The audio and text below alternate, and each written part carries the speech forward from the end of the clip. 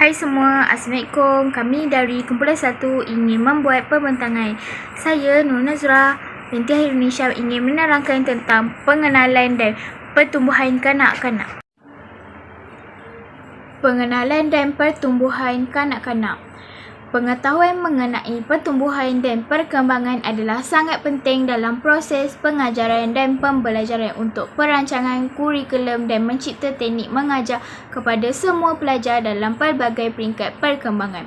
Pertumbuhan dan perkembangan kanak-kanak merupakan dua proses berkaitan. Pengetahuan mengenai psikologi pertumbuhan dan perkembangan kanak-kanak membolehkan guru memahami perkembangan konsep yang dicapai oleh kanak-kanak. Pelbagai umur akan membolehkan guru merancang serta memilih bahan bacaan pada peringkat kesukaran yang sesuai. Guru perlu mengetahui jenis minat yang mungkin dibentuk oleh kanak-kanak dari pelbagai peringkat umur, memberi dorongan agar pernyataan pelajar yang berkesan dapat dijayakan dalam bilik darjah. Sekian, terima kasih. Seterusnya saya serahkan kepada Nurul Ain Natasha binti Jasmine. Assalamualaikum warahmatullahi wabarakatuh. Saya Nur Ain Natasha binti Jasmine akan beritahu pasal perkembangan fizikal. Perkembangan fizikal merujuk kepada perubahan saiz fizikal, kadar pertumbuhan bahagian-bahagian badan, fungsi anggota-anggota dan perawakan manusia. Semasa pembesaran, kanak-kanak akan mengalami perubahan dalam dan dapat melibatkan diri dalam pelbagai kegiatan fizikal dengan lebih kompleks. Antara contoh aktiviti yang dapat dilakukan oleh guru untuk meningkatkan perkembangan fizikal ialah bermain Lego City.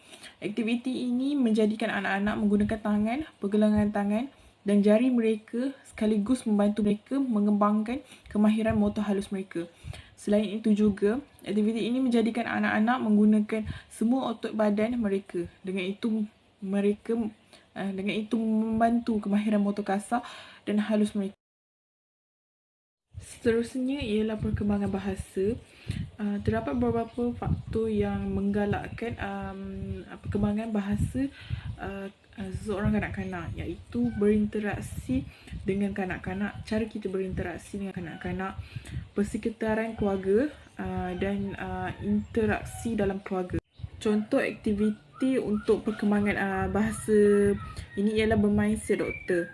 Cara dia lakonkan watak doktor dan pesakit untuk mewujudkan interaksi dua hala semasa bermain. Cara ini membantu kanak-kanak untuk menambahkan lagi kosakata mereka. Okey, seterusnya Nur Aisyah Atira binti Zulghafar.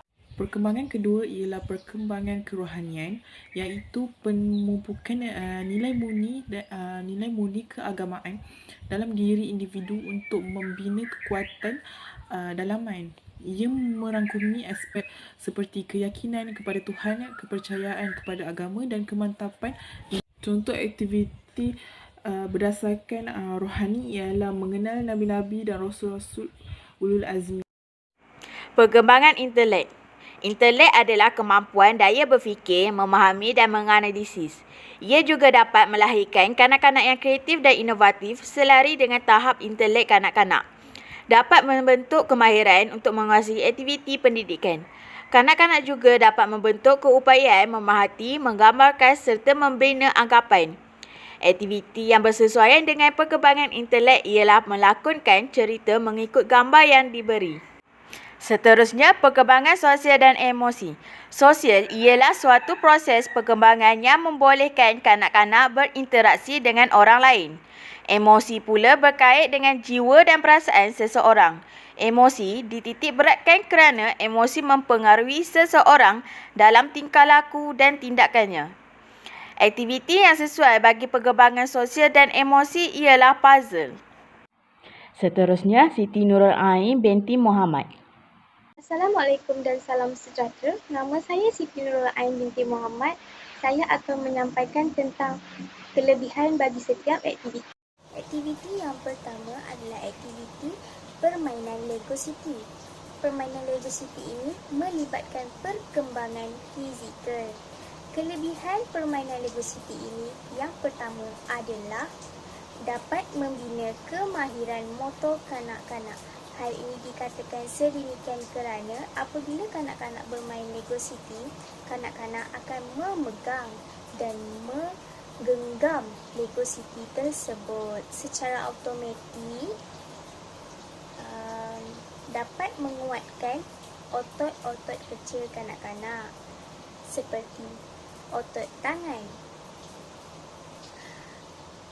Selain itu, dapat melatih daya fizikal dan mental kanak-kanak. Hal ini dikatakan sedemikian kerana kanak-kanak dapat mengenali warna daripada Lego tersebut. Di samping itu, dapat meningkatkan kreativiti kanak-kanak. Hal ini dikatakan sedemikian kerana kanak-kanak akan berimajinasi dan melakukan suatu benda dengan membentuk satu benda, haiwan dan sebagainya.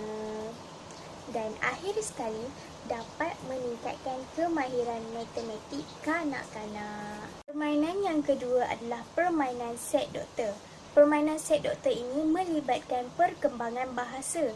Kelebihan permainan set doktor yang pertama adalah dapat meningkatkan kemahiran bertutur. Hal ini dikatakan sedemikian kerana kanak-kanak akan banyak berkomunikasi dalam permainan set doktor ini. Contohnya, seorang kanak-kanak berlakon sebagai seorang doktor menanyakan kepada rakannya yang berlakon sebagai seorang pesakit, iaitu dengan bertanya, "Awak sakit apa? Boleh saya tolong? Berapa hari awak demam?" dan sebagainya. Itu, kelebihan yang kedua adalah dapat meningkatkan keyakinan diri kanak-kanak. Hal ini dikatakan sedemikian kerana terdapat kanak-kanak yang merasa malu kerana tidak pernah berbicara dengan sesiapa pun, melainkan dengan ibu bapa mereka sahaja. Dengan cara ini, kanak-kanak akan mula meningkatkan keyakinan diri kerana kanak-kanak akan berbicara secara rawak dengan rakan-rakannya dan tidak ada kesalahan yang ditegur oleh gurunya. Di samping itu, dapat meningkatkan kemahiran literasi awal kanak-kanak. Seterusnya, kelebihan yang lain adalah dapat menjadikan kanak-kanak seorang yang penuh dengan nilai murni. Hal ini dikatakan sedemikian kerana apabila kanak-kanak bermain set doktor ini, kanak-kanak akan menjadi seorang yang beramah, bertanggungjawab dan amanah dalam melakukan sesuatu tugasan. Kelebihan yang terakhir bagi permainan set doktor ini adalah dapat menarik minat kanak-kanak dalam membaca. Hal ini dikatakan sedemikian kerana sesetengah kanak-kanak bercita-cita untuk menjadi seorang doktor. Dan apabila mereka telah melakonkan watak tersebut, kanak-kanak akan merasa lebih megah dan secara automatik kanak-kanak akan terus berusaha dan suka membaca, suka mencari pengetahuan baharu dalam bidang doktor ini untuk mencapai cita-citanya di masa hadapan nanti. Aktiviti yang ketiga adalah aktiviti mengenal Nabi dan Rasul. Aktiviti ini melibatkan perkembangan rohani. Kelebihan aktiviti mengenal Nabi dan Rasul yang pertama adalah dapat membentuk banyak nilai murni pada diri kanak-kanak. Selain itu, dapat mengajarkan kanak-kanak keagamaan yang betul dan yang salah. Dan yang terakhir, dapat menambahkan ilmu pengetahuan baharu kepada kanak-kanak. Aktiviti yang keempat adalah aktiviti melakukan watak mengikut gambar yang diberikan. Aktiviti ini melibatkan perkembangan intelek. Kelebihan aktiviti ini adalah dapat meningkatkan kemahiran bertutur kanak-kanak. Hal ini kerana kanak-kanak akan banyak berkomunikasi di antara satu sama lain apabila melakukan watak tersebut.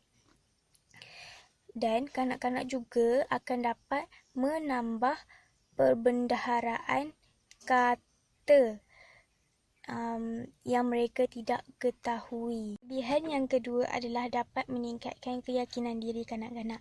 Kelebihan yang ketiga adalah dapat menjadikan kanak-kanak seorang yang kreatif. Hal ini dikatakan sedemikian kerana kanak-kanak akan menggunakan imajinasi mereka dan akan berfikir untuk mencipta dialog. Apabila mereka sudah mendapat dialog, mereka akan mula melakonkan watak tersebut dengan penuh keyakinan. Itu dapat mengasah bakat kanak-kanak. Hal ini dikatakan sedemikian kerana di dalam aktiviti bercerita ini, kanak-kanak akan menonjolkan bakat mereka yang terpendam dengan melihat kanak-kanak ini melakonkan watak dengan penuh keyakinan dan dapat berkomunikasi dengan baik apabila melakonkan watak tersebut. Di samping itu, dapat meningkatkan perkembangan kognitif kanak-kanak. Hal ini dikatakan sedemikian kerana kanak-kanak akan dapat mempelajari cara menyelesaikan masalah.